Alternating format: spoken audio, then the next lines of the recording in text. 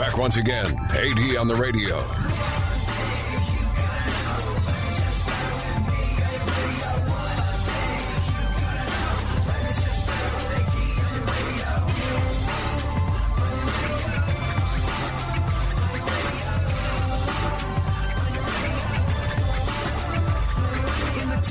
Flitter, it's you and the senorita. Whoop a blowing up the tweeter, cause it's me up in the speaker. Knocking the mama seat top down like a player. And the sound up in your ears, it is the dopest rhyme. Say I run a game like a cheater. I'm balling like I'm sure there's logic behind this, but I, for the life of me, can't freaking figure it out in any way, shape, or form. There's an athletic association in Wisconsin, high school basketball, and they've banned chanting at all high school basketball games. I don't know if it disrupts, maybe it disrupts concentration on the basketball court. Or I don't know. I don't understand why you wouldn't be able to just, go out there and be like, USA or go fight win. It's sort of like the only thing that makes, look, high school sports, not very interesting. Bunch of kids that aren't developed yet being sort of like okay at something. And, it's the excitement of the crowd that's going to carry you through your miserable experience watching your kid's stupid game where really, let's be real here, nothing's actually going on. And if your kid is benched, you got to stick around and be supportive. And the only thing that's going to make it in any way, shape, or form enjoyable is the fact that the crowd gets you through. And that distracts you from the fact that your kid's sporting abilities take after yours, and they are sitting there accomplishing not very much on the bench, sipping Gatorade, even though they haven't played anything yet. This, by the way, is not me casting aspersions on your child's athletic abilities. This was me talking to a friend about his son's athletic abilities. He's like, he's great in math, he's great in science, and he's really gifted at music and writing, and he's good enough to make the basketball team, but I will be very surprised if I ever see him play, and I'm fine with that. But he wants to do it, and I support him, and I'll help him be as good as he can, but I just don't think he has any real natural aptitude for it. And I was like, you're a good dad. He's like, I am a good dad, but you know what else I am? I was like, what? He was like, bored. The games are very, very boring. And so for that reason, it boggles my freaking mind that you would ban chanting at high school basketball games, yet they have in Wisconsin. Here's Stephen Colbert on that. What's going on with Wisconsin high school basketball? A lot. Because the Wisconsin Interscholastic Athletic Association has now banned high school students in the stands from chanting things like air ball or anything meant to taunt the other team. I think this is crazy. Watching basketball without chanting is like watching baseball without napping. But the WIAA didn't stop there. They also followed up with this tweet. We would like to clarify that we do not think chanting USA is unsportsmanlike when it is intended to be the United States of America. However, it has come to our attention that this abbreviation has also been used to disguise the phrase, you suck ass. Oh, there it is. Well, in that case, I kind of sort of understand it. We are joined today on the show by our former intern. He was our intern for about 2 weeks and then started the #1 hip-hop podcast in the world, Wake the Flock Up. Mic check 1 2 1 2. This is Concept 714, host of WakeTheFlockUp.net, the #1 hip-hop podcast in the world. You are now listening to AD on your radio. Yeah, what? Sorry. Hold on. I've never heard Funkhauser do that before. USA. Yeah. USA. In case you missed it, Ice Cube. Now I bring this up because you had the screenwriter responsible. You had the screenwriter responsible for Straight Outta Compton. Yes, sir. On your podcast, Wake the Flock Up. People can listen at waketheflockup.net. Mm-hmm. And it's bookmarked. I'm going to be listening to it this weekend. I can't wait. It's controversial. The guy's nominated for an Oscar. You were the last interview he did before he got the news that he was Oscar nominated. But Ice Cube was on The Talk this past Friday, just gone by, and he hinted that his Coachella set could feature an NWA reunion. He said he's going to try to bring memories of NWA together, and he's going to create some great visuals. Sounds like an Eazy-E hologram to me, but here he is. Man, I got some tricks up my sleeve, man. I can't reveal it all, but I'm trying to, I'm going to try to bring the members of NWA together and join me on stage. Give everybody a little history lesson on Ice Cube and NWA, right. West Side Connection, everything I've been doing over the years. create some great visuals. It's gonna be a great night. Same night Guns N' Roses get back together, so it's gonna be a great night. What do you make of that concept? What do you think? How do you think that's gonna go? I think it'll be. Yeah. I don't know, how old is Cube now. It's got to be almost 50. It doesn't matter. 50? It doesn't matter. He looks exactly like he did in 1991. Like, Right. you know, David Bowie passed away. David Bowie passed away, and he was still David freaking Bowie. There was no two ways about it. He was as commanding as he had ever been. You look at the video for Lazarus that he made, knowing that he was dying. He was dying when he made it, and he still looked like a rock star. You didn't have to be like, he looked better in the 90s, or he looked better in the 70s, or in David Bowie's case, even, he looked better in the 60s. He started in the late 60s. He still looked like David freaking Bowie, and it is incredible. Now, he wrote a song called All the Young Dudes for a band called Mott the Hoople. Rock stars are dropping like flies at the moment. If I could just wake up one morning and not have a beloved childhood icon that created music that's really important to me wind up dead in the month of January in 2016, that would be great. Thanks very much. Okay, so, but Mott the Hoople, the drummer from Mott the Hoople, passed away recently. David Bowie wrote their song All the Young Dudes, and what's interesting is his vocals are on it too, and everybody assumes that it's All the Young Dudes was a David Bowie song a lot of the time, and he even took to playing it live, and he sort of claimed it as his own because it was his own. It's like when Prince started playing Nothing Compares to You by Sinead O'Connor. It was an interesting one. But the drummer from Mott the Hoople, who was right around the same age as David Bowie, I think he was 67, 60, in his late 60s, whatever it was, he looked like you would expect a guy that had been making rock music for that long to look. He did not look, he looked like your grandpa. You know, he looked like a person in their late 60s is supposed to look.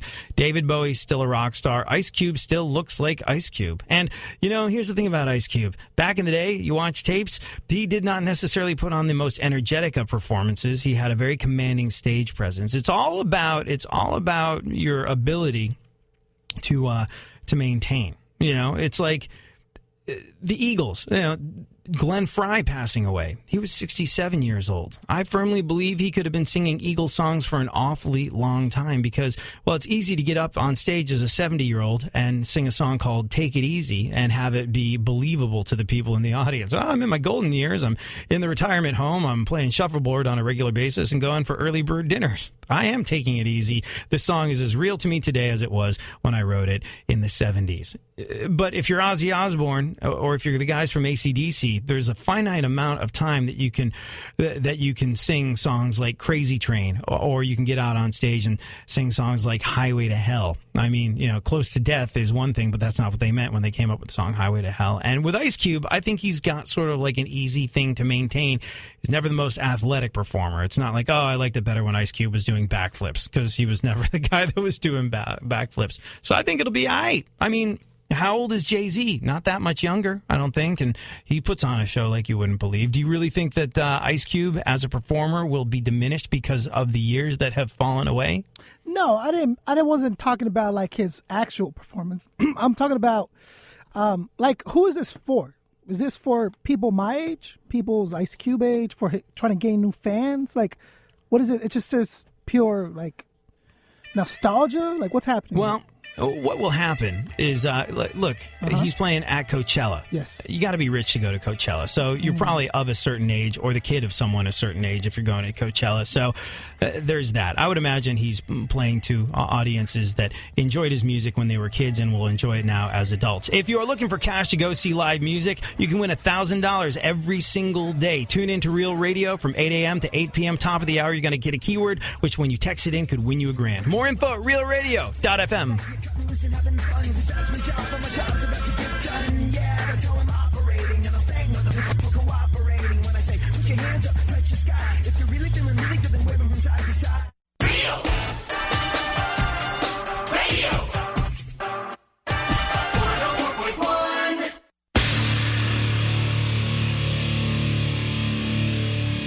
Where the left and right come together for fundamental truths. AD on the radio.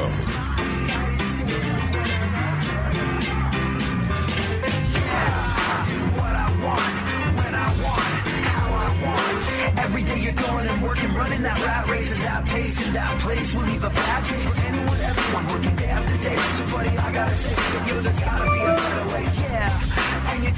hold ya. Company man public, a mindless little soldier. How can you live like that and maintain your composure? Before it's begun, your life's already freaking over. Yeah, I do what I want. Did you guys hear the beep? Or was that just me? Oh, yeah. You heard it? I did one of those things last week where you submit a trouble ticket, so it goes to engineering.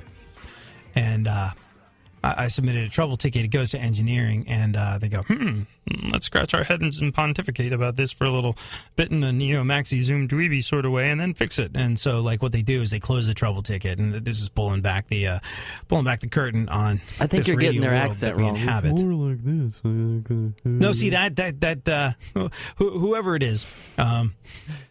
it is, sent a trouble ticket back saying, "Hey, it's fixed." And I was like, "Yay!" It's not fixed, not even close. And now I almost sort of like don't feel like we should get it fixed. I got a tweet from that guy Dave who listens, and he said the computer still makes the "you got mail" noise. I think we're all used to it. Love the real talk. So, technical error has now become an integral part of the sound of our show. Yeah. I don't know if that's cutesy. I don't know if that's endearing, but people have now become accustomed to it, where if we take it away, we'll be this uber slick operation that people go, what happened to all the technical errors? You gotta Thank you. Keep it real. Thank you, engineering, for contributing to the charm of our show by not fixing the stuff that you say you're going to fix. Hey, you really got to admire the entrepreneurial spirit that goes hand in hand with hip-hop music. Case in point, Ghostface Killah has released some stuff called Woo Goo. Are you familiar with Ghostface Killah's Woo Goo, anyone? I am, very much so, yes. I don't know if you partake in this sort of thing, but have you? I mean, you live in the state of California, where if you did, it would be absolutely legal, provided it was a medicinal thing. Have you tried Woo Goo? Because let me just back it up. Yes. Ghostface Killah has his own line of hash oils. It's called Woo Goo, marijuana concentrate that you can vape. It comes in all sorts of flavors like vanilla and mango and strawberry and pineapple coconut. Tried it? Anyone? No, I don't partake. No, not. Well, I mean, as a youngster, sure, but I've outgrown it, I think. Since Woo Goo became commercially available, you were not so much. To promote it, Ghostface put out a strange track called Woo Goo, which comes with an even stranger video that it starts, I really like it, it starts with a fake home shopping network style infomercial. And it makes you question whether or not he's serious about the whole thing. But apparently Woo Goo is 100% legit. The weird infomercial ends 2.5 minutes in, and then Ghostface and Killah Priest start rapping verses about mason jars full of weed and getting naked in a Carl's Jr. It's good stuff. This right here is called the Woo Goo. You know what I mean? This is Woo Goo. All you got to do is just put this goo inside this dynamite stick. It's like a pin, you know what I mean? Take that hit, and off you go. And walking, you're going to start skipping. Dr. Zodiac's Dynamite Sticks. 5 easy payments of $3.99, and this can be yours. Plus shipping and handling. A medicinal effect. So if I'm running errands one afternoon and I find myself in a bit of a lull. Oh, we got flavors for that. We got this right. Fantastic. This is my best. This right here is me. This is me. This is my thoughts right here. This is pineapple coconut. Pineapple coconut? Pineapple coconut. That's a great combo. For the ladies, for the out there, you know what I mean? Little rats running around. Want to hear something? Good. And I see also you have a mango vanilla. Vanilla mango. This is my man Killah Priest right here. Super. You know what I mean? You got the strawberry. You got this green joint right here. Yo, listen. You don't gotta really roll up. You gotta roll up no more. No. You know what I mean? This right here is the new wave right now. Consummate salesman too, it might be added. All right, today in the show, we were going to talk about this a couple days ago when Concept 714 was on before, but we didn't get a chance to get to it. But there's a couple things I want to talk about today. Pick a dollar amount that would define success for you. How much money do you have to make per year to feel as though you've arrived, that you are successful? Pick that, and we'll discuss what the rest of the world feels like with regard to their income, dictating whether or not they feel like they are a screaming success. The other thing that happened that I thought was kind of interesting this past week just gone by was Amy Schumer beat down a reporter who made a slut joke about her. A 17-year-old critic. He met Amy Schumer, tweeted that he wasn't the first guy who could say that he spent the night with her, and Amy went after him hardcore for slut-shaming. Now, she makes plenty of jokes about her sexual availability. And I will preface all of this by saying I love me some Amy Schumer. I don't care about she should be more this, she should be less that, she should be a bit of the other. Bottom line is she makes me laugh to the point where I almost pass out, and I am a fan of that. And, well, here's the thing, though. She has made many jokes at her own expense about being easily available, I suppose, is the thing with her. So, is she within the is she right? Is she within her rights when she presents herself in that way to have a problem when other people do it? We'll get into the can of worms that is open everywhere after we get into the news. Our take on the events of today in our segment, My Witness News, in no way, shape, or form fair. Certainly not balanced. Guest read today by Concept 714, host of the #1 hip-hop podcast on the internet. Wake the Flock Up, which you can download at waketheflockup.net. Time for one story. Okay. There are more than 4,000 breweries in the United States. Wow. It's part of our charm, apparently. Oh, my goodness.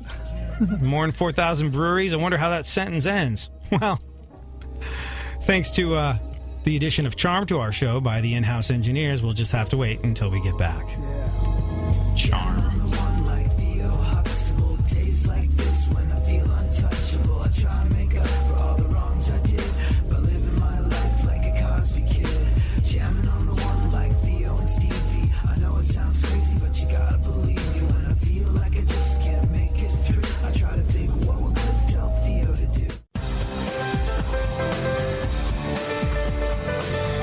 Like most kids from a privileged white upper-middle-class suburban background, for a significant portion of his childhood, he was pretty convinced he was down.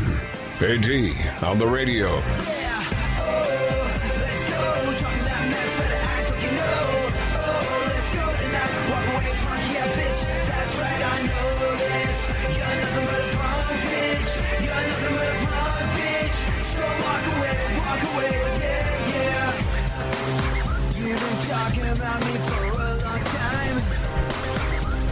Alrighty then. A movie critic inferred that Amy Schumer was loose on Twitter. She went after him hardcore for it, and yeah. Is anyone in a position to do? Is Amy Schumer anyone to be in a position to do that when she bases her whole act on her on what's a polite way of saying this? On her on her lady parts being readily available? Is that the thing? I don't know. I think the distinction. You're fired. I think the distinction. Very good. Oh, fantastic! What is happening over there? I have no idea. What's going on? Everyone has mail today. Everybody. It's not even a mail thing. Nobody. That Bing Bong. Nobody can figure out what the hell it is. And if I hadn't just put them on blast, I would play this podcast of this show when we're done with it to the engineering staff so they knew what the hell it was I was talking about. Uh-huh. But, yeah, maybe not this particular show because I want it to get fixed. I don't want to wake up tomorrow morning to find my tires slashed and sugar in my gas tank. But lady parts readily available. Whatever the case may be, I think the distinction that someone makes is that it's one thing to say a girl is easy. It's different to say it is easy for her. If she says it's easy for me, that's one thing.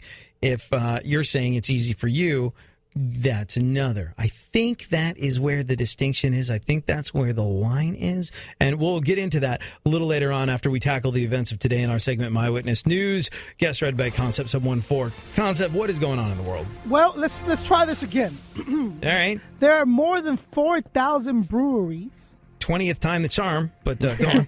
In the United States. Yeah, more than 4,000 breweries in the United States. Microbrewing has become something like you wouldn't believe. I remember a Dennis Leary stand-up thing. I think it wasn't the one that made him famous. It wasn't No Cure for Cancer. It was the one after that, and I can't remember what it was called. But he was before being a hipster was even a thing. He had a problem with it, where he walked into a place and said he'll have a Budweiser, and they're like, "Oh, we don't have Budweiser. It's a microbrewery." He's like, "Really?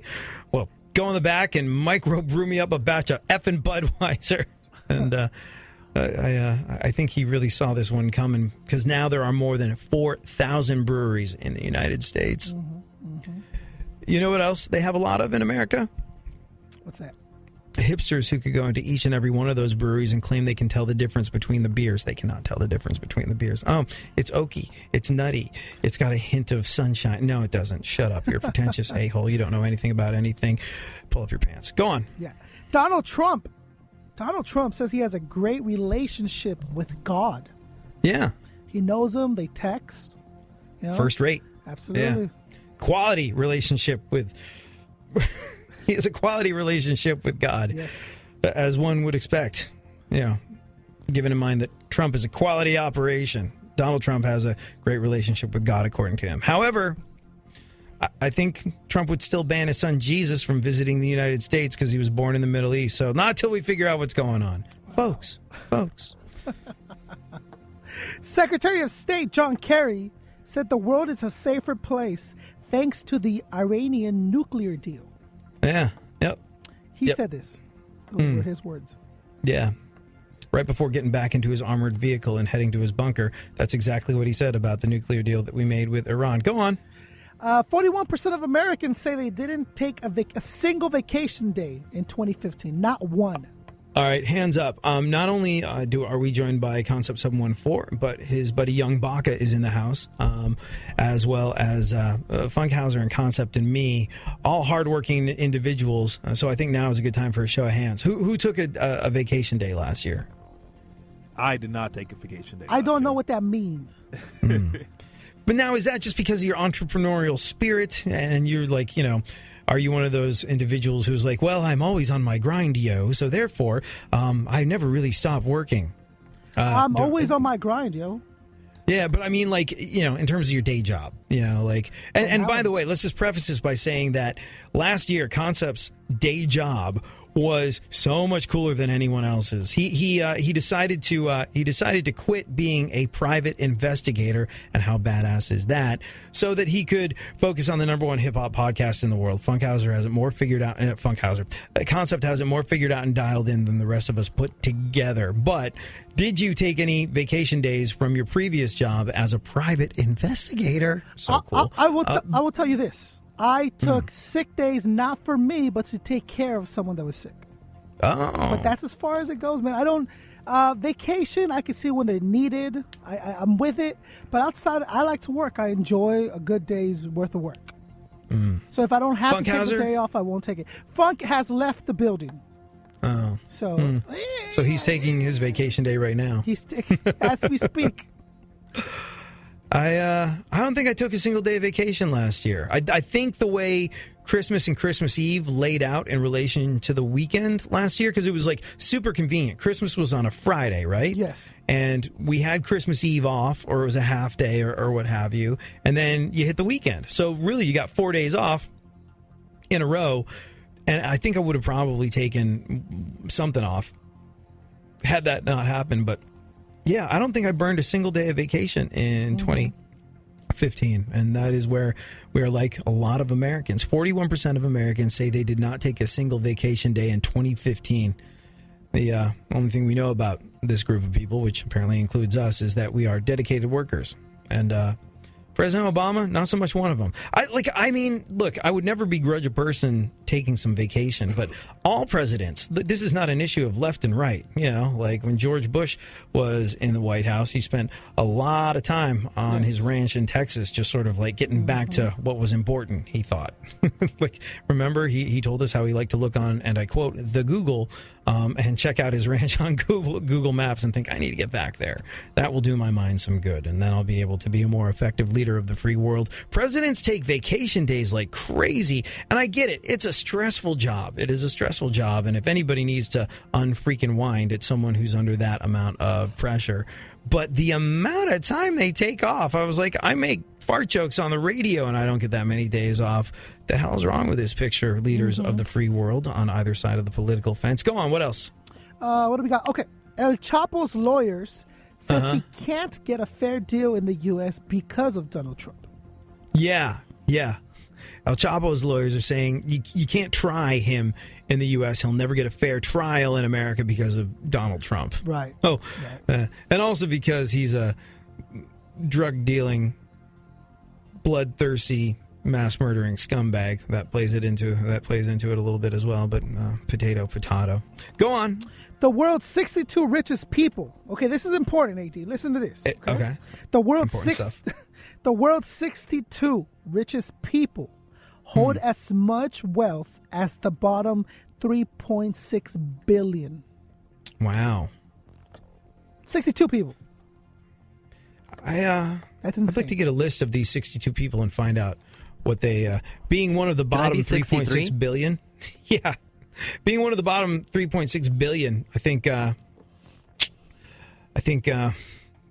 like to know what the world's 62 richest do and do a little bit more of that. I know El Chapo was on that list for a little bit, but then they questioned the source for some of his income and removed him from it. The folks over at Forbes were like, maybe we won't include a bloodthirsty mass murdering drug dealer on our list. That skews, that messes with the panel a little bit. Yeah. Things can soon turn around, though, since the bottom 3.6 billion hold all the McDonald's Monopoly stamps. It's anybody's game. Question for That's everybody. No in the joke, by the way. Yes, sir. The McDonald's Monopoly stamps. Yeah. Do you have some? No, but wasn't that rigged for like 4 or 5 years? Didn't that come out? Yeah, it was a bad time. Yeah, probably. Monopoly is never a joke. We take it very seriously. Do you guys eat McDonald's? Do you eat fast food in general? Oh, yeah. I try not to, really. I try too. Yeah, really? What was the last fast food you had? Who, me? Yeah. Wiener Schnitzel? You're Good darn people. right. Good people. I like Smash Burger, but I feel as though that's not really fast food. No. It's a burger joint. It doesn't count. I don't. You need a drive-through I don't think for fast food, don't you? Yeah, a Smash Burger is delicious, and it has I think they don't freeze their stuff, so it's not loaded with preservatives. I think one of the selling points of Smash Burger is they don't have a freezer on the premises, like That's everything's. Cool. Yeah, no, I thought that was kind of nifty. I think that's one of the things they do. So I eat that sometimes. Smash Burger's kind of delicious. You know what? I had Arby's. That's my favorite. I had Arby's 2 weeks ago, and I was like, "Well, what's Arby's without the curly fries?" So you got to get and so I had the curly fries, and I had the Arby's sandwich, and I had a soda pop, and afterwards, I was like, "Oh my god, I really absolutely did that. Did I eat that, or did I rub it all over my face?" Thing where I was just like, I felt like I stank of it for the rest, and I felt like hell. I stank of it for the rest of the day, and I felt like hell. And I was just like, that's enough fast food for me for the next 3 to 6 months. I can't eat that crap like I used to when I was a kid. It goes back to that Doug Heffernan eat it for thing. Yeah, you are welcome to you are welcome to my Arby's leftovers anytime, Funkhauser, because let it never be said that I'm not a giver. Speaking of speaking of an expedited culinary experience, Bring there it we home. go. Bring it home, It was AD. worth it in the end. That's why it was hard. Chipotle? Yay? Nay? I was one of the Chipotle? ones that got sick. Chipotle will do. Oh, really? You got sick? Yeah. That's what my girlfriend Really? said. She said, remember when you got really sick? You remember you had Chipotle the day before, and then that whole thing came out in the news? Yeah. That was me. Wow. Hey, let's play the game show music, Funkhauser. Let's see. Game show. Hold on. You got to wait a second. There's a train in the way. The train's between me and the game show music, so... Oh, here it is. Millhouse, Okay. Millhouse the puppy is in studio with me today, and he heard the dog barking in the background of the train, and now he's all upset. This is a dating Trains game? are What is scary. this?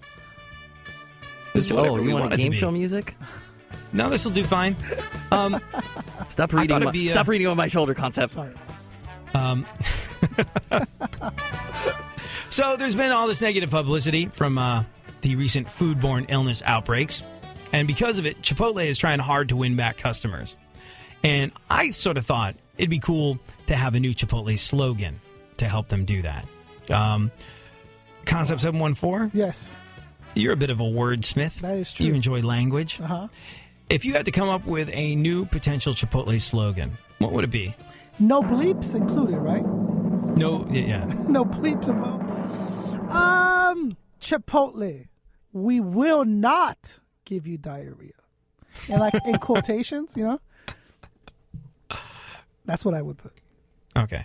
Music again, please, Funkhauser. Attack it directly. Yeah. We no longer give you diarrhea. Funkhauser, any ideas? New potential Chipotle slogans? Chipotle. Sort of. That's the best. Chipotle. Our tables are slightly less sticky than Taco Bell's. Pretty good. Yeah. Go ahead. Who goes inside? Baca, what you got?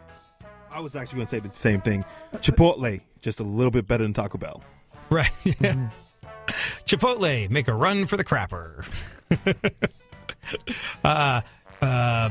Chipotle, statistically speaking, it's safer to eat here than to be married to O.J. Simpson. Bazinga. Too long. Doesn't fit on a window. A little wordy. Chipotle, you're drunk, we're open. That's it right there. Yeah. There you go. Chipotle, just like a Donald Trump rally, you'll find no real Mexicans here. Nice.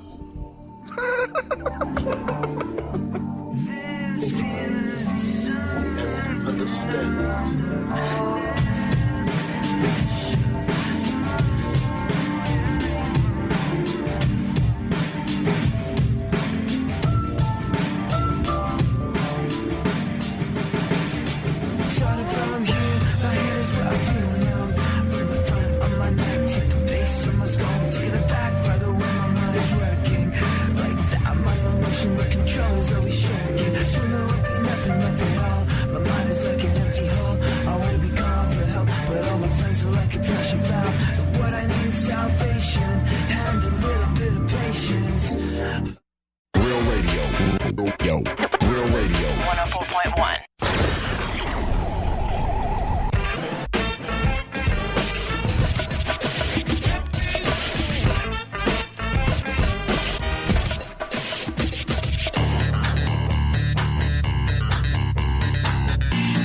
Now, more AD on the radio.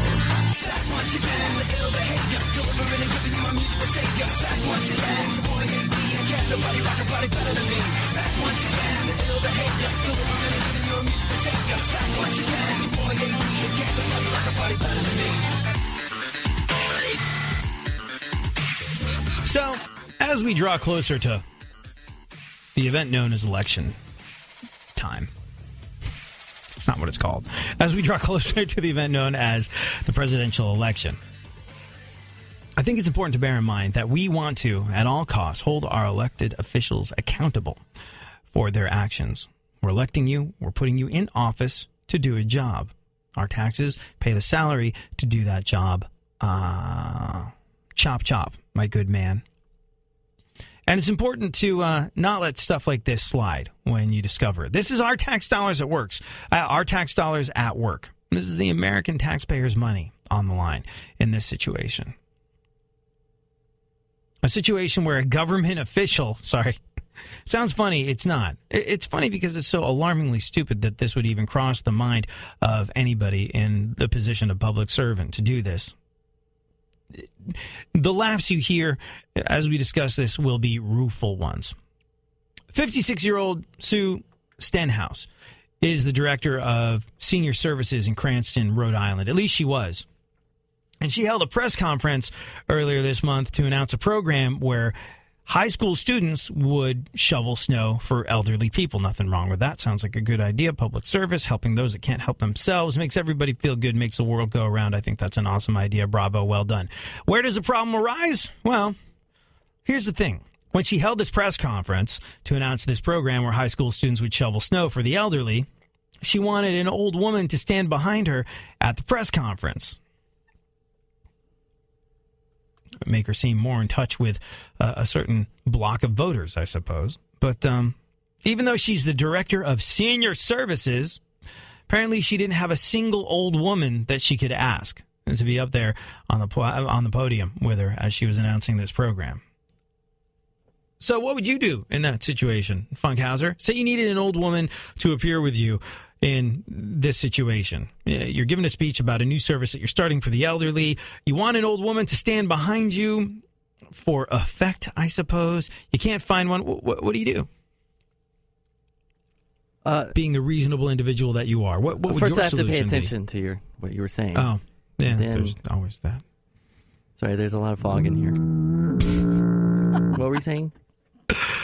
If you had to come up with a... None taken. Maybe you should ask concept. If you had to come... if you had to... Sometimes I don't know why I bother chewing through the restraints in the morning. I'll just cover this one myself. What you would not do... Riveting stuff. What you would not do is you would not ask a young man to dress up in a curly gray wig and pretend to be an old person behind you as you were making this speech. But she did. She had a male bus driver put on a curly gray wig, a dress, earrings, lipstick. He stood behind her during the press conference with a name tag that said Cranston Senior Home Resident. He was not a Cranston Senior Home Resident. He was a younger, active member of the workforce. And that seemed extra unnecessary. The Cranston Senior Home Resident seemed extra unnecessary to put that name tag on, since there's plenty of old people out there who are so bored who would happily go to a press conference for their local government. Anyway, somebody noticed, and word got to the mayor's office. Sue resigned from her job a few days later. She'd had the job since December of 2013 and was making $55,000 a year. $55,000 a year, and this is a kind of stunt an elected official like that pulls. Dressing up a young male bus driver as Google this.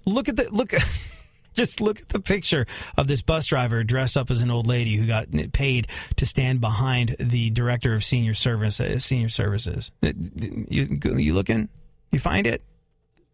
The Google, yeah. Oh man. It looks like it's Pat from SNL. Like, how... Oh, there it is. Right. Yeah. Even for one tiny second they expected to get away with it is beyond me. But that's $55,000 of taxpayer money a year paying the salary of someone that is willing to do that. So, like I said, as we draw closer to an election where we get ready to elect a new president of these United States of America and a leader of the free world, it's important to remember that we are electing people and we should be holding them accountable. Yep, true story. All right, then. Let me ask you this. How much money do you suppose you would need to make? How much money do you think you would need to make to feel successful? I want you to pick a dollar amount. Maybe you already have one in mind. And we'll discuss it right after we hear comedian Brian Regan talk about the Miami Heat and women's curling. A second NBA team in Miami, Florida. I'm from there. The only reason I'd like to do it is to do the press conferences. When they say, well, what's the name of your team? And I would say, well, it's not the heat. It's the humidity. And then I would sell the team right after the press conference and be talked about for several days. Being from Miami, I don't know a lot about winter sports, but I was watching women's curling one night. I turned it on late, so I missed the explanation as to what they were trying to accomplish, but I think I picked it up from watching. There's one woman, she skates really slowly, and she's holding onto that weird round rock with a handle on it, and she has a look in her eyes. I'm not sure, but I think if a bird flew in front, it would burst in flames. It's the most intent glare a human being is capable of conjuring up. And then 8 women scream at the top of their lungs for 2 minutes straight. Go to the left! Go to the left! Take it to the left! Go to the left! Go to the left! It's quite relaxing. It's sort of like watching The View. I like The View. I like the women on The View. I just want to hear them one at a time. It's hard to pierce through the cacophony. So how much money do you feel like you would need to make to feel successful?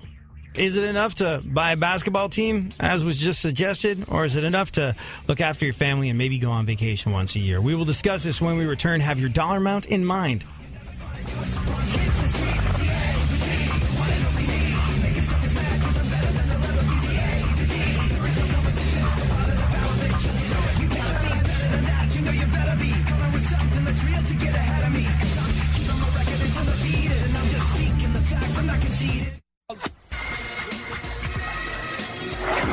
Now, someone who everybody wants to punch in the face.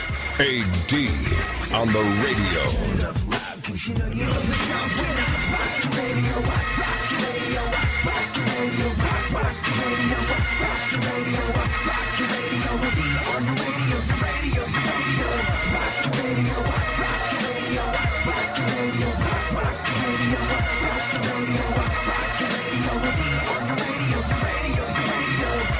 Let me ask you this.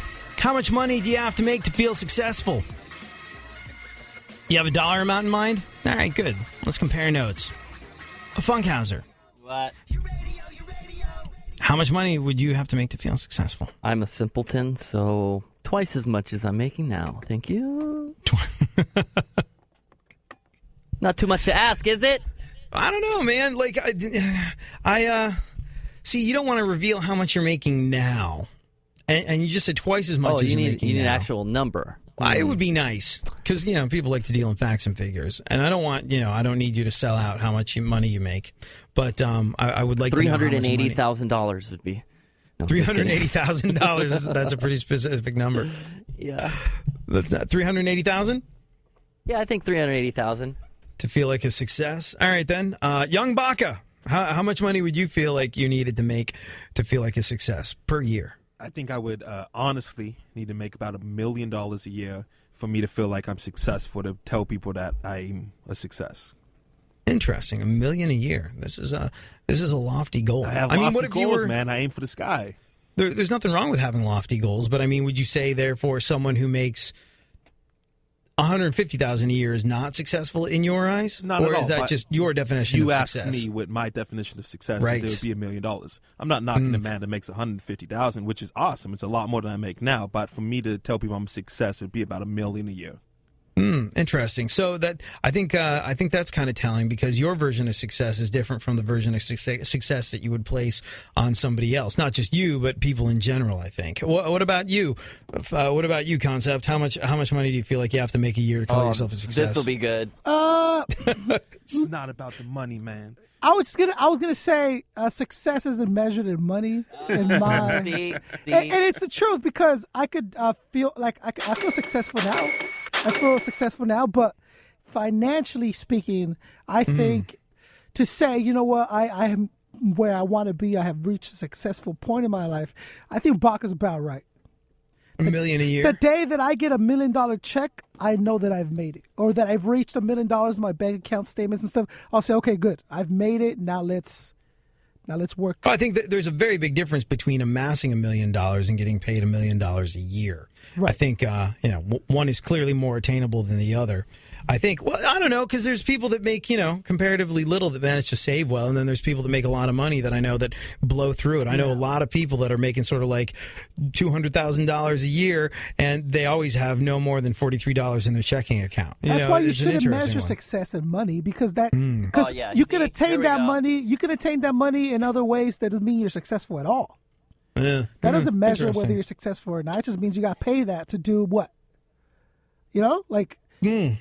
I think there's some people that would say success is measured not in money but in time. Meaning, if everything all went to hell tomorrow, how much time do you have before everything all goes to hell? You know what I mean? How much is that candy bar there? 10,000 hours?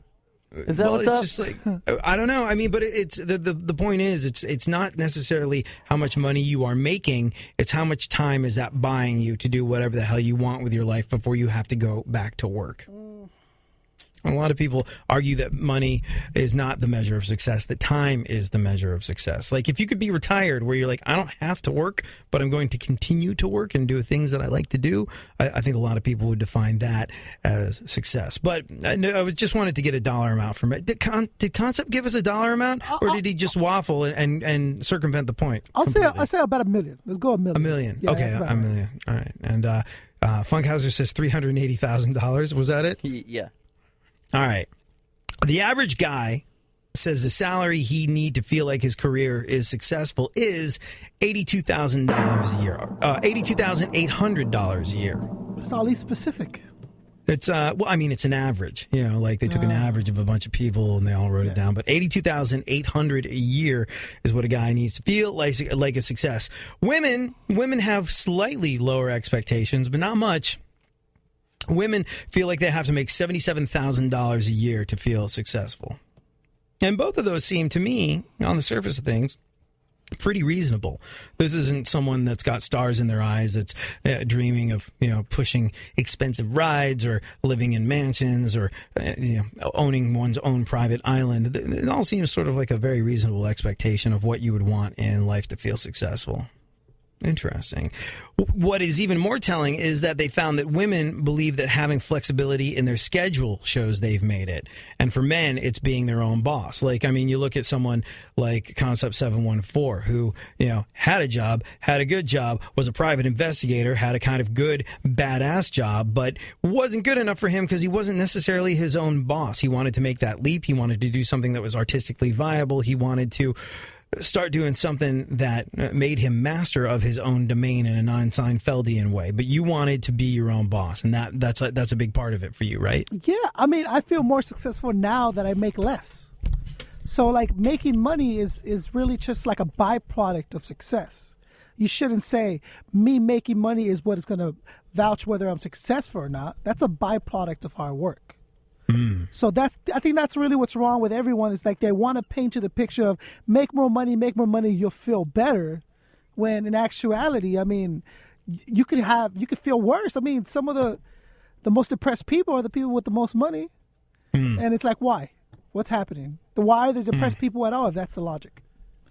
I know a lot of poor people that are depressed as well, though. Right. Yeah, I know plenty of poor people that are But miserable. if the logic is make a lot of money, you'll feel good, then why are there so many? Why is there one depressed rich person?